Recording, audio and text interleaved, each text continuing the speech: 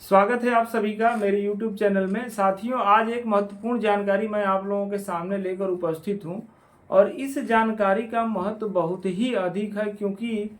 किसी भी मुकदमे का निर्णय अगर आपके पक्ष में हो जाता है और आपके विरोधी पक्षकार द्वारा जो निर्धारित समयावधि है उस समयावधि के अंदर कोई मुकदमा यानी उस आदेश के विरुद्ध कोई अपील या निगरानी या कोई विवाद दाखिल नहीं किया जाता है और एकाएक बाद में जो निर्धारित समय है उस निर्धारित समयावधि के बीत जाने के बाद उस पक्षकार द्वारा जिसके विरुद्ध वो आदेश हुआ रहता है उसके द्वारा अगर कोई मुकदमा अगर कोई वाद जो है सक्षम न्यायालय में दाखिल होता है तो उस पर उसके संबंध में क्या प्रक्रिया दी गई है। रेवेन्यू कोर्ट मैनुअल यानी उत्तर प्रदेश राजस्व न्यायालय नियमावली में क्या प्रक्रिया दी गई है और उस प्रक्रिया के अंतर्गत ज्यादातर मामलों में ये देखने को मिलता है कि अति काल बाधित रूप से यानी समयावधि के काफी दिन बीतने के बाद कोई व्यक्ति रेस्टोरेशन या कायमी प्रार्थना पत्र लेके आता है न्यायालय के समक्ष और न्यायालय उसके कायमी प्रार्थना पत्र पर उस जो आदेश जिस आदेश के खिलाफ वो कायमी प्रार्थना पत्र लेके आता है उस आदेश को उस न्यायालय द्वारा स्थगित कर दिया जाता है। इसी के संबंध में रेवेन्यू कोर्ट मैनुअल में जो प्राविधान दिया गया है उस प्राविधान में ये कहा गया है कि अगर कोई व्यक्ति काल बाधित रूप से यानी अवधि बाधित रूप से कोई कायमी प्रार्थना पत्र या ऐसा कोई भी प्रार्थना पत्र सक्षम न्यायालय के समक्ष लाता है तो उत्तर प्रदेश राजस्व न्यायालय नियमावली में जो व्यवस्था दी गई है ना रेवेन्यू कोर्ट मैनुअल में जो कहा गया है प्राविधान में उसमें यह कहा गया है कि अगर टाइम बार्ड रूप से कोई भी कायमी प्रार्थना पत्र प्रस्तुत किया जाता है तो जो राजस्व न्यायालय है सर्वप्रथम उस पर विलंब के बिंदु पर निर्णय करेंगे और विलंब के बिंदु का निर्णय करने के उपरांत ही जो है जिस आदेश के विरुद्ध वो कायमी प्रार्थना पत्र या वो रेस्टोरेशन प्रार्थना पत्र प्रस्तुत हुआ है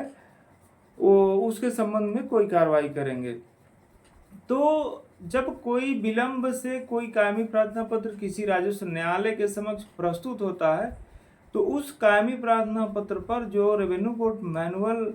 के पैरा 491 में जो व्यवस्था दी गई है उसमें स्पष्ट रूप से ये वर्जित किया गया है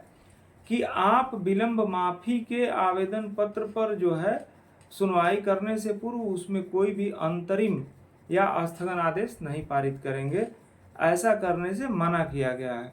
लेकिन ज़्यादातर मामलों में ये देखा जाता है कि कहीं कहीं न्यायालय विलंब माफी के प्रार्थना पत्र पर सुने बिना ही आदेश पारित कर देते हैं, लेकिन ऐसा नहीं होना चाहिए क्योंकि जो रेवेन्यू कोर्ट मैनुअल में जो प्राविधान दिए गए हैं उन प्राविधानों में पैरा 491 में स्पष्ट रूप से कहा गया है कि विलंब माफी के प्रार्थना पत्र के बिंदु पर यानी विलंब माफी के बिंदु पर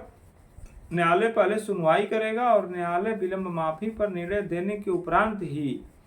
कोई अंतरिम आदेश या कोई स्थगन आदेश पारित करेगा। तो अगर ऐसा कहीं आपके संज्ञान में भी कोई आपका मामला हो और आपके पक्ष में कोई आदेश पहले से पारित हुआ हो और आपके विरोधी पक्षकार ने एप्लीकेशन देकर कायमी प्रार्थना पत्र देकर उस आदेश को स्थगित करा दिया हो या कोई अंतरिम आदेश पारित करा लिया हो